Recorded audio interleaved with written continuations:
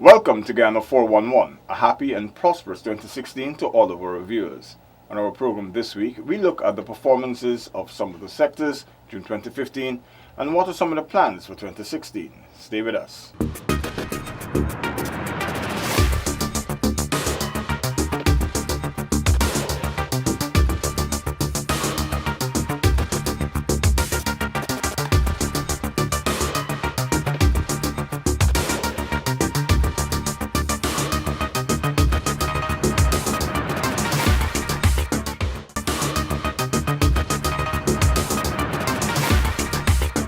2015 saw the start of the transformation in public infrastructure. The focus was not only on ensuring value for tax dollars when it came to the implementation of projects, but also on streamlining the various departments within the ministry to adequately support the works and plans that it undertook. This will also be helpful in 2016. The Ministry of Public Works was renamed Ministry of Public Infrastructure.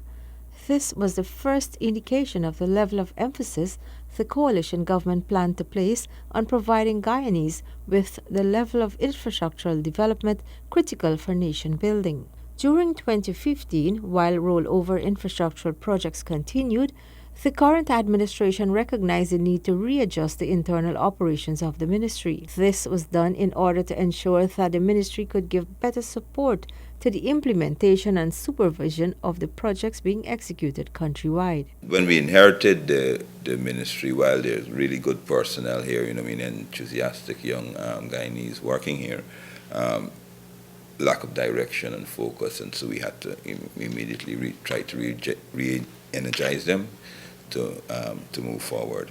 As I said, we're not where we should be, but we've made progress. And obviously, and it's all a work in progress. So I'm quite pleased with the progress that we have made administratively, but obviously we still have some outstanding matters, and as persons would know, to project implementation. While we have the ideas and we have the will, and the Ministry of Finance would allow us to finance, project implementation has been slow, and that is the area which I'm now currently trying to work and boost up. How do you plan? What are we looking at to boost the implementation? How do we deal with that? It's a question of our internal capacity. It's a question of realigning the methodology in which we approach our work, as a ministry. It's a question of bringing on added resources. When I say bringing on added resources, I've already received permission from Cabinet to put in place something like this called the Inspectorate Department. It was here in a fashion years ago, in the 80s, or the 70s and 80s. It used to be called the Building Division. So basically the Inspectorate Division will be coming back on stream from next year, and they're tasked with inspecting all the works that was done, not only under my ministry, but under the entire public service, capital works, and the maintenance contract. So it ensures that it's a mechanism to ensure that we will be actually giving the taxpayers value for money.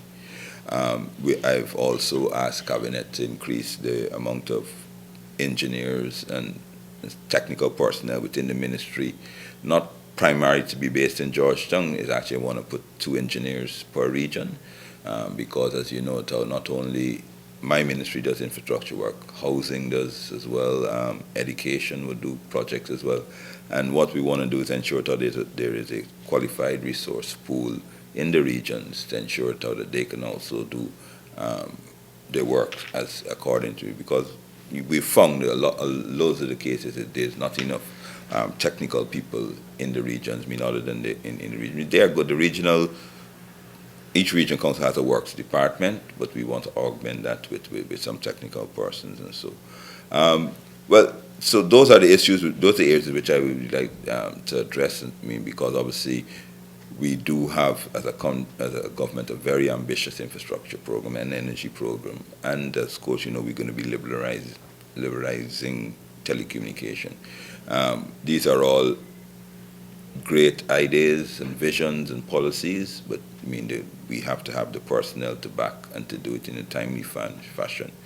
So those are the changes I do anticipate making in 2016. The readjustment efforts saw the ministry renegotiating the contract for the Chedijagan International Airport expansion project. The new arrangement will see the delivery of more expansion works being undertaken to the airport's runway and terminal building at a cost within the initial contracted sum. We've gotten by just sticking with our primary products, but it's time now that we start to make use of our inherent natural beauty and our location. It's 50 years. We're 50 years next year. In a few short months, we'll be 50 years old. And we can't be doing the same thing for this over and over again. We can't be going into a 51st year with the same ideas and the same approach.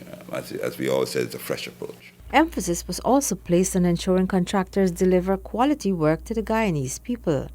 This saw the contractor for the East Bank Berbice Road having to correct substandard work. Looking ahead, the administration intends to execute a number of projects countrywide. These include a paved farm-to-market road from Parika to Goshen, a fixed structure across the Demerara River, a paved farm-to-market road from Free and Easy, West Bank Demerara into Sand Hills, to name a few. And that's the basis on which this government is planning its infrastructure program. Open new lands, make it available to Guyanese and suitable investors so that we can expand. While there are a number of projects to be undertaken and completed in 2016, the long-term vision of the government is to have the sort of infrastructure, both by land and air, that would connect the hinterland with the coastland.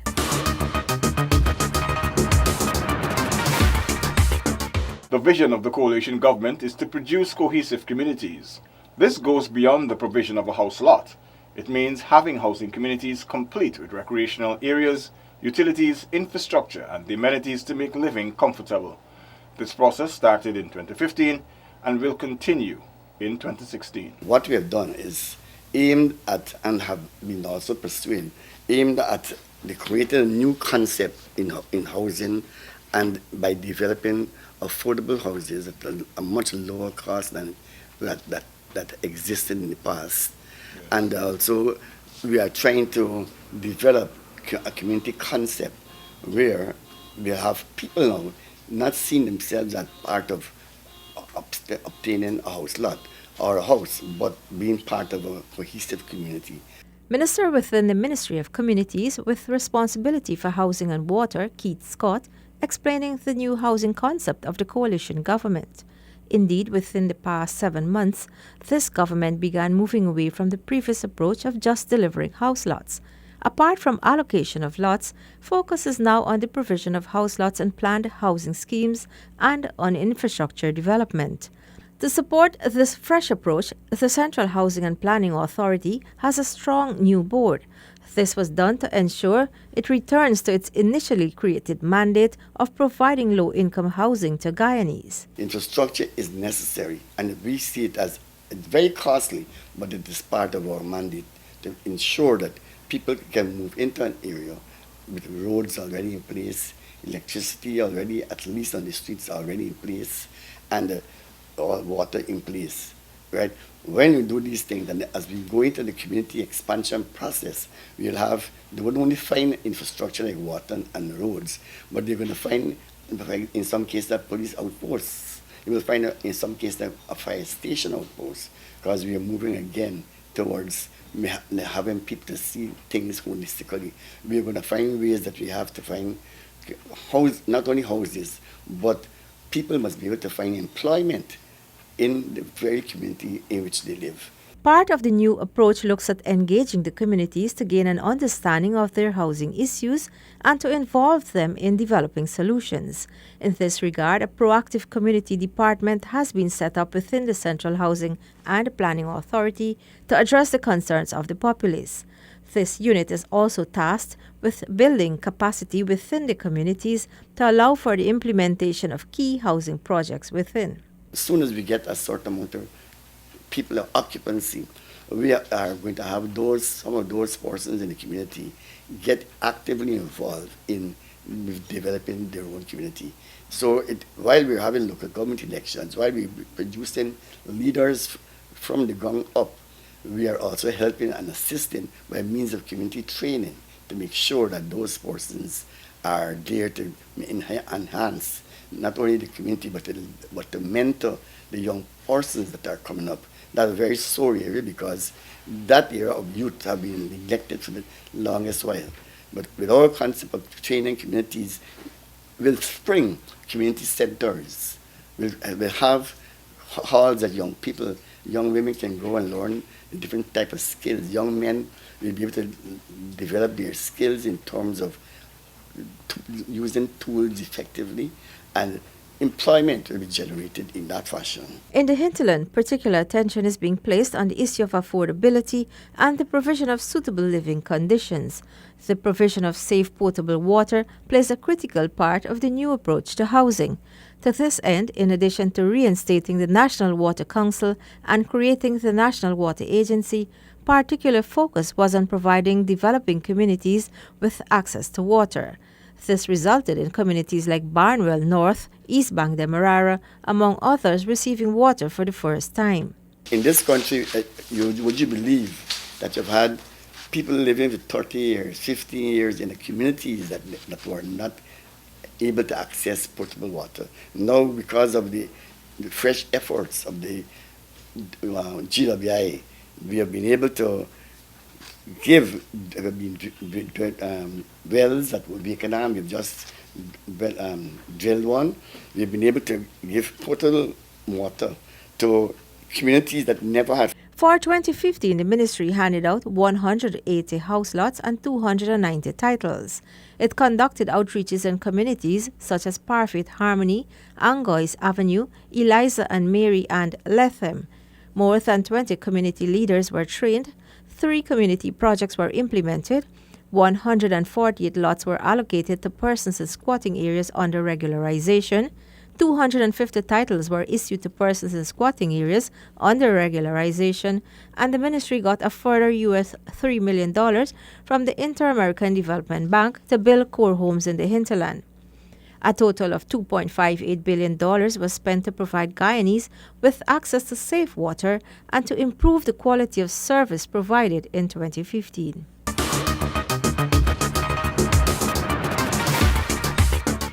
Small businesses account for a significant percentage of Guyana's employment and revenue collection. While there are laws to ensure that small businesses get a share of the national pie, very few of them knew of this, or how to access their fair share.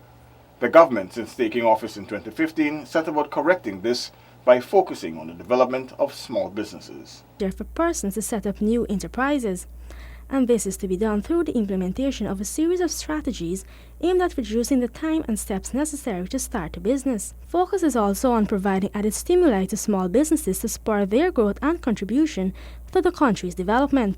To this end, the Ministry of Small Business is working towards establishing a Small Business Development Center.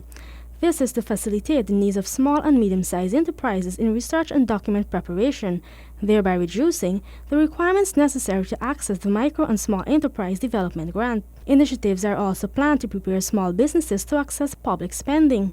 In this regard, the Ministry of Business is also working to implement a particular clause within the Small Business Act. This particular clause stipulates that 20% of all public contracts awarded must go to small businesses. Access to our country's economic space must be available to all Guyanese, regardless of age, gender, ethnicity, or which region or community you belong to. Vulnerable sections of our population must not be shut out of economic opportunities. Meanwhile, initiatives are also planned to make Go Invest the single stop when registering a new business. This would greatly reduce the burden placed on the investor. This would also be complemented within a reduction in the number of forms needed to be completed in the entire registration phase and move forward a one-click registration system. Among those financial areas being examined to provide an added stimulus to small businesses are administering a credit guarantee scheme through partner financial institutions, administering an interest payment facility for microloans, and administering the low-carbon grant scheme for working capital and an asset acquisition for micro and small businesses. It is important that Guyana should have a vibrant, independent, innovative, and competitive private sector that can partner with government and other stakeholders through an ongoing structured engagement on matters related to our country's economic development. Our government is committed to partnering with a progressive private sector in building a strong and sustainable economy. To this extent, also, no one will be shut out. In further support of small businesses during the year, particularly to create more exposure, a small business expo was held. The objective of the exposition was to create awareness and open new markets for local products. Economic growth and social development ultimately depend on efficiency and dynamism of the private sector within a healthy and competitive environment. For this reason, the government plans on ensuring a level playing field between small and large businesses. Small businesses, be it local stores, jeweler, or a local drugstore, are an important source of employment and economic activity and serve as the foundation of their communities.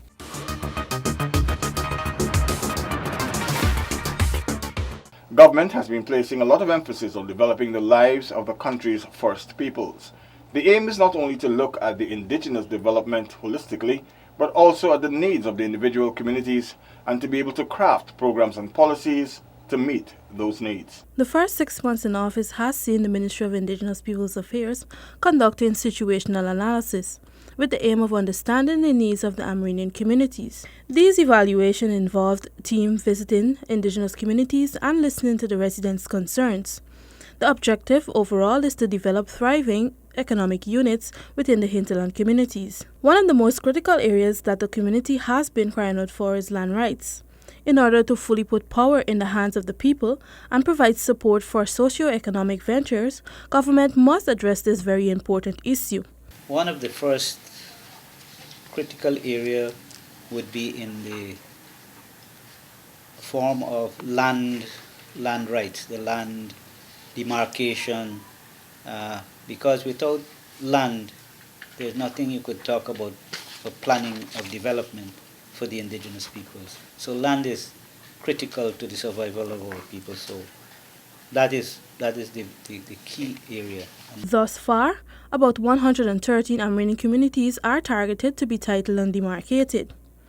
Meanwhile, over the past 6 months, projects such as the community development plans under the Amerindian Development Fund continue to be rolled out in the communities. Also, over $76 million was paid out in presidential grants to several communities. We have things like agriculture, farming in cassava, poultry rearing, logging, nature-based tourism, cattle rearing, small shops, brick making, and fuel stations. So those would be most of the ones for the ADF community development projects. The ministry has also been strongly promoting tourism. It will be placing emphasis on culture, agro, and other hardcore tourism products, including hiking, biking, and boating. Our key destinations are in the interior, and ecotourism is a big sell out today in the bigger world, the bigger markets. And more so, you would hear things about climate change. You would hear things about RED. You hear things about low carbon development strategy. And this is in keeping with those plans, those ideas of the government. Because it is a good way of exploiting the natural resources without too much harm. It's not like doing gold or doing logging. It is about taking people to see the beauty and to see the indigenous peoples in their natural habitat. Meanwhile, specific emphasis is also being placed on women empowerment. 15 women's groups receive funding to assist with their projects. Indigenous women, they are now getting the chance to let's say, to live a better life, to work towards a better life, for the simple reason that the projects that they are being funded for, the projects, it's of their own choosing. We are not telling them you must do this or you must do that. They know the needs in their villages, So they would say, well, this is what I want to do. I would want to do, for instance, poultry rearing and sewing. The ministry in 2015 began rolling out the Hinterland Empowerment and Youth Service program. This will see youths receiving a certificate after completing a one-year training course in specific skills areas. During the period June to December, the ministry also secured scholarships for students in educational institutions in Georgetown. Guyana Technical Institute, Carnegie School of Home Economics, Burroughs School of Art, Guyana School of Agriculture, Bena Hill Institute, and also the Kurokuro College.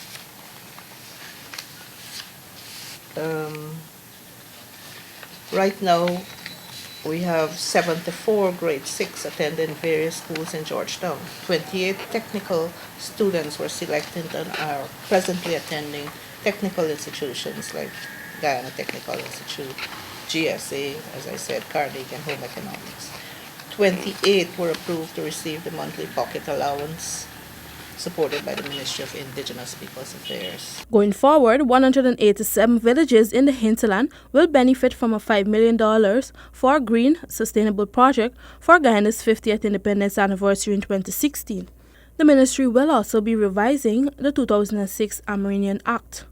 Consultations with the relevant stakeholders have already begun.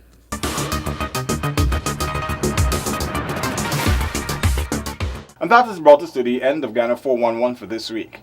It has been our privilege to bring you the policies, programs, and initiatives of the government in 2015. We do look forward to doing more of this in 2016, the year of our Golden Jubilee. From all of us at the Government Information Agency, I take this opportunity to wish all of our viewers a productive and rewarding year ahead. Check out our programs on our website, and you can also find us on Facebook and on YouTube.